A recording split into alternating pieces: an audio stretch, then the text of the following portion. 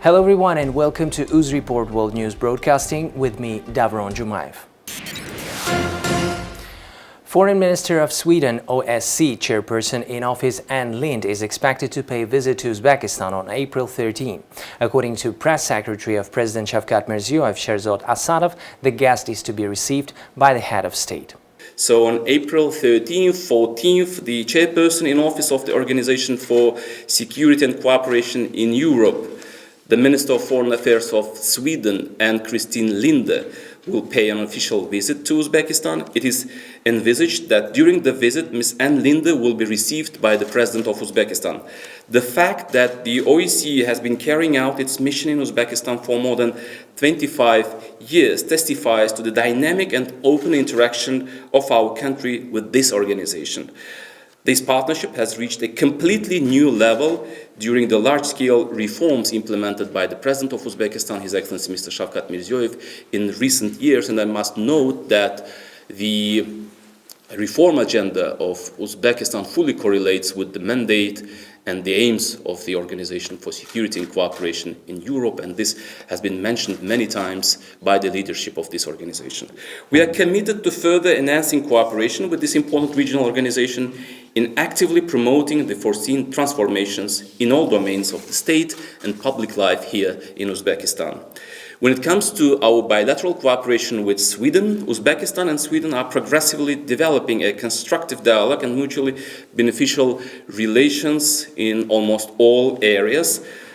They have been particularly intensified in recent years with political consultations held in February this year in the video conference format. We are confident that the visit of the Minister, Ms. and Christine Linde, will bring the cooperation between our countries to a completely new level. The Uzbek President Shavkat Mirziyoyev on Friday inked a decree providing for the development of renewable and hydrogen energy, the press service of the Ministry of Energy reported. Uzbekistan ratified the Paris Agreement in 2018 and took commitment to reduce greenhouse gas emissions per unit of GDP by 10% by 2030 compared to the level of 2010. The government expects that the construction of the hydrogen energy infrastructure would increase the energy efficiency of the economy and strengthen the country's energy security. For this purpose, the National Research of Institute of Renewable Energy Sources is to be established under the ministry. It will include a research center for hydrogen energy and a laboratory for testing and certifying renewable and hydrogen energy technologies. On the same day, the Ministry of Energy, Aqua Power and Air Products signed an open agreement on the development of renewable and hydrogen energy in Uzbekistan. Earlier this year, Aqua Power said it was investing $1.3 billion into wind farms in Bukhara and Navai regions with a total capacity of 1,000 megawatts. Uzavtosanat, in cooperation with Boston Consulting Group, have agreed to reform the Uzbek car manufacturer. According to the press service of Uzavtosanat, the entire automotive industry of the country is to be completely reorganized. Measures, first of all, aim at improving the competition on the domestic market. The transformation process provides for the abolishment of the old model of industry management and modernization of production and business processes. The company is intending to create new production lines and increase the localization level to 70%, which would reduce the retail cost of products. At the first stage, it plans to launch the production of Chevrolet Tracker and Onix models. In total, it will affect 7 areas: sales and marketing, cooperation with new producers and privatization, working with buyers and suppliers, improving production processes, working capital coordination, improving financial performance, digitalization and implementation of information technologies. The reform would be carried out in 2 stages. The first stage provides for the transformation of Uzavtosanat and its structural enterprises by 2023, the optimization of current operational activities, corporate governance, production, finance, procurement, sales and after-sales services, and preparation for privatization. As part of the second stage by 2026, Uzavtosanat intends to launch the production of new car models, including electric vehicles, as well as to reduce the time spent on car production at least 2-fold. There is a shocking imbalance in the distribution of COVID-19 vaccines worldwide, and most countries do not have anywhere near enough shots to cover health workers and others at high risk, WHO Director General Tedros Adhanom Ghebreyesus said on Friday. According to Tedros, more than 700 million jabs have been administered worldwide against the disease, but 87% have gone to high-income or upper-middle-income countries. There remains a shocking imbalance in the global distribution of vaccines. More than 700 million vaccine doses have been administered globally, but over 87% have gone to high-income or upper-middle-income countries, while low-income countries have received just 0.2%. On average, in high-income countries, almost 1 in 4 people has received a vaccine. In low-income countries, it's 1 in more than 500. Uzbekistan intends to expand the cinema network. According to the presidential decree, new movie theaters would get the opportunity to screen national films produced based on state order for free during the first 3 months of operation. Entrepreneurs would receive 25 acres of land at no cost for the construction of shopping and entertainment complexes equipped with at least 250 seats and 3 cinemas. Until the 1st of June, each district center is to receive 1 land plot for the establishment of such shopping malls. It is planned that 2 land plots are to be allocated in urban centers. Also, starting from July the 1st, new shopping and entertainment centers with a retail space of more than 15,000 square meters would be obliged to equip cinemas with at least 300 seats and 4 halls. Besides, until January the 1st, 2024, the DCP-equipped cinemas would be covered 50% of the expenses associated with the purchase of devices, with the unit cost of not more than 50 million Uzbek sums, or some $4.7 thousand US from the state budget. Republican TV channels would annually receive subsidies from the Agency of Cinematography in the amount of at least 12 billion sums, or some $1.14 million US to support and develop the production of national series. The EU has accepted Uzbekistan as the 9th beneficiary country of the Special Incentive Arrangement for Sustainable Development and Good Governance (GSP+) under the Unilateral Generalized Scheme of Preferences (GSP). The EU will start applying preferential tariffs for products imported from Uzbekistan under this arrangement from the 10th of April 2021.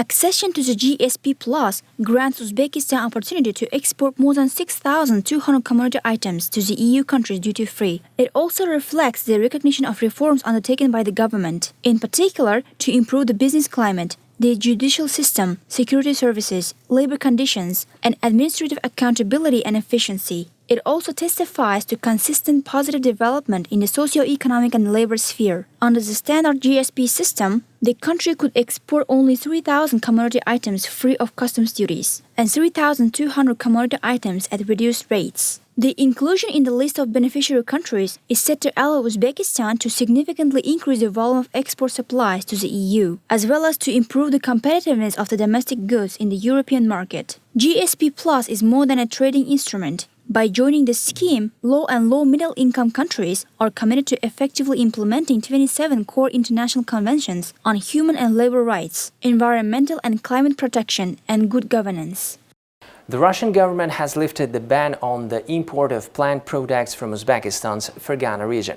The exception is tomatoes and peppers because of the previously found brown wrinkling virus in tomato.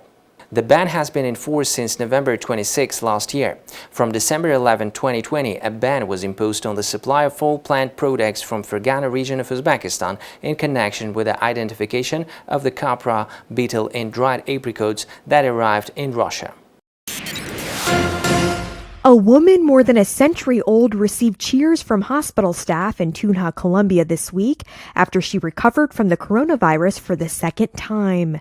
104-year-old Carmen Hernandez was discharged after 21 days in the hospital fighting the deadly infection again. Gina Gomez is a nurse at Hernandez's care facility. Y pues ha sido una paciente longeva de muy buena capacidad. She is an elderly patient with an excellent physical capacity because she resisted the virus for the second time. The first time she was isolated in her nursing home. This time we have the support of the Canelones Clinic. Thank God she has done very well and she has beaten this virus. The centenarian's first infection was in June last year. She received her first dose of the Sinovac coronavirus vaccine in February and then tested positive for COVID-19 for a second time in March. Yami Noye Hurtado is the manager at San Rafael de Tunja University Hospital. Our doctors classified the case as a reinfection. Fortunately, she recovered quite well. It was a solid work of the scientific team and respiratory therapy team. We are claiming victory. Hernandez returned to her nursing home where the COVID-19 hero will soon receive her second dose of the vaccine after it was delayed due to her reinfection. I sent to Congress my funding priorities for the appropriations process. U.S. President Joe Biden on Friday unveiled a budget proposal that represents a sharp reversal to former President Donald Trump's budget objectives. The proposal, what's known as an early skinny version of his 2022 federal budget, increases discretionary spending by 8.4% compared to 2021 levels and asks Congress to sharply increase spending to combat climate change and gun violence and to support education.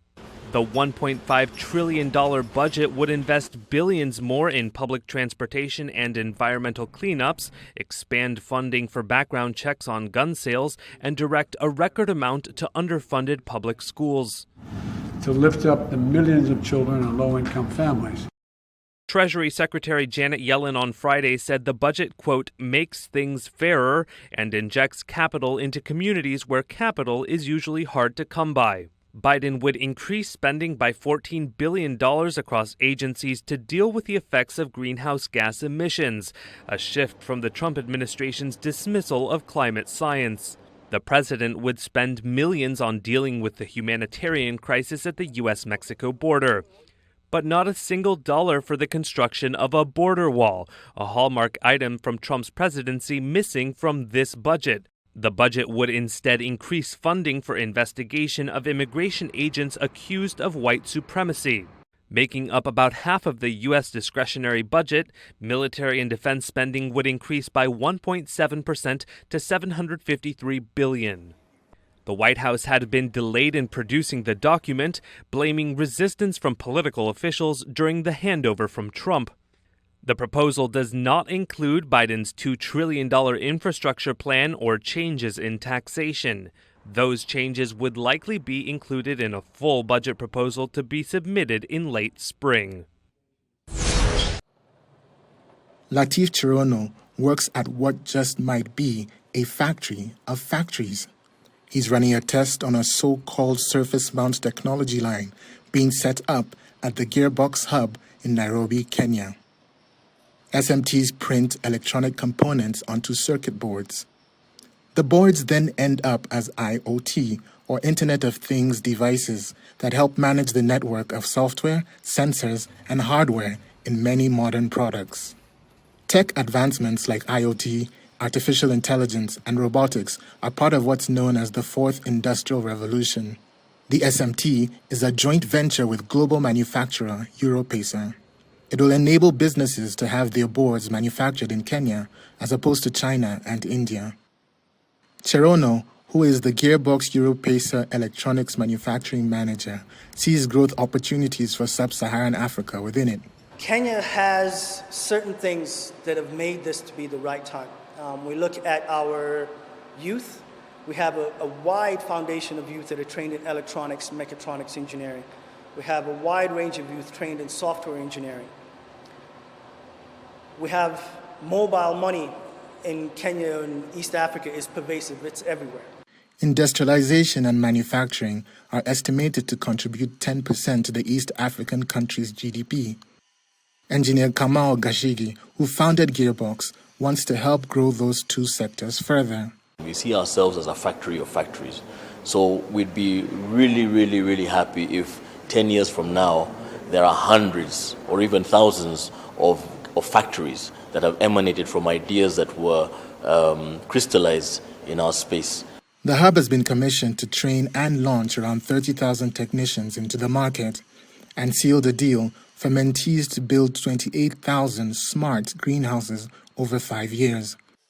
The teams will have full use of the hub during the manufacturing process and ownership of the crops. The wider goal is to have a network of hubs or factories like this so that they can move their manufacturing capacity into other areas like agriculture and medical innovation. Australia is overhauling its vaccination plan. An initial effort to distribute millions of doses of AstraZeneca's COVID-19 shot has given way to apparent preference for rival Pfizer's vaccine. Just one day after it recommended that people under 50 should take the Pfizer COVID-19 vaccine instead of AstraZeneca's, the country on Friday doubled its Pfizer order to 40 million shots. That's enough to cover 4/5 of its population. Until late Thursday, Australia largely based its vaccine drive on its order for 50 million doses of AstraZeneca's vaccine. That's enough to inoculate the entire country. But Australia has become the latest country to restrict use of that vaccine due to blood clotting concerns. Prime Minister Scott Morrison made clear that Australia is not banning use of the AstraZeneca vaccine. There is a recommendation for a preference, but these are matters that individuals can discuss with their doctor. And even when we get to the next phase, in phase 2, we are still talking about millions and millions of Australians over the age of 50 for whom the AstraZeneca vaccine is recommended, not recommended against, recommended for. As he made those remarks, concerns over AstraZeneca's treatment continue to tail the drug maker. Europe's drug regulator said Friday it's reviewing reports of a bleeding condition in people after receiving AstraZeneca's vaccine and looking into Johnson & Johnson's shot over reports of rare blood clots. J&J said it's working closely with regulators and experts to assess the data. Separately, J&J said it is in talks with India to start a clinical trial of its COVID-19 vaccine there. Vaccination centres in Maharashtra, India were running out of doses and closing their doors. As India reported another record number of new COVID-19 infections and daily deaths at their highest for more than 5 months, 780 on Friday. The country is battling a second wave and inoculating about 4 million people a day. But there's a shortage of vaccine in places. India's caseload is just over 13 million, the world's third highest after the United States and Brazil. Total deaths stand at more than 167,000. The government has resisted imposing a national lockdown, but some states have expanded restrictions and police are enforcing night curfews in most cities. The curbs have prompted migrant workers to cram onto trains back to their villages from major cities. Risking spreading the outbreak further, the government blames the resurgence mainly on crowding and a reluctance to wear masks. But critics say India's leaders let down their guard after quelling the first surge late last year and have allowed and encouraged large gatherings such as festivals and religious events, as well as election rallies held by Prime Minister Narendra Modi and other major figures. Most attendees haven't worn masks. You found then, and do you stand by today, that the manner of death for Mr. Floyd was, as you would call it, homicide? Yes, I would still classify it as a homicide today. The medical examiner who performed the autopsy on George Floyd after his deadly arrest last year said he stood by his conclusion that the 46-year-old's death was a homicide at the hands of police. What today remains your opinion as to the cause of death for Mr. Floyd? So my opinion remains unchanged. It's what I put on the death certificate last June. That's cardiopulmonary arrest complicating law enforcement subdual restraint and neck compression. That was my top line then. It would stay my top line now. Dr. Andrew Baker testified on day 10 of Derek Chauvin's murder trial that Floyd's heart stopped beating and his lungs stopped working because the former Minneapolis policeman and other officers pinned him to the ground in a way that starved his body of oxygen. But you also took into consideration the heart disease, correct? Yes. As well as the toxicology results. Agreed? Yes. In cross-examination, Chauvin's attorney Eric Nelson focused on the defense's central argument that Floyd's underlying health problems and the drugs found in his system may have led to his death. Baker said he noted Floyd's heart disease and the fentanyl and methamphetamine found in his blood on the death certificate because they may have played a role, but he said they were not direct causes. Did you rule out drug overdose as a cause of death? Yes. Prosecutors sought to further dismantle Chauvin's central defense with testimony from Dr. Lindsay Thomas. The forensic pathologist said the sheer volume of videos of Floyd's arrest made it clear that the physical signs associated with opioid overdose were not present in Floyd's death. The point is that it's due to law enforcement subdual restraint and compression. A volcano has erupted on the Caribbean island of St. Vincent, forcing thousands to evacuate. After decades of inactivity, La Soufrière started erupting on Friday morning, sending dark plumes of ash and smoke into the sky. The eruption column reached 6 miles high, blocking the sun's morning rays and plunging the area into near total darkness. One eyewitness described the scene. It was bright, but then the light began to deteriorate. And it wasn't at a slow pace, it was rapidly deteriorating. The volcano first started showing signs of increased activity in December. That picked up this week, prompting Prime Minister Ralph Gonsalves to order an evacuation of the surrounding areas on Thursday. Thousands of people then left for safer parts of the island. Others were taken to a cruise ship. Heavy ashfall has since hampered evacuation efforts due to a lack of visibility. Gonsalves said that depending on the extent of the damage, it could be months before the evacuees can return home. The neighbouring islands of Dominica, Grenada and Antigua have agreed to take people in. La Soufrière last erupted in 1979 and a previous eruption in 1902 killed more than 1,000 people. These were the top headlines for today. Stay safe and goodbye.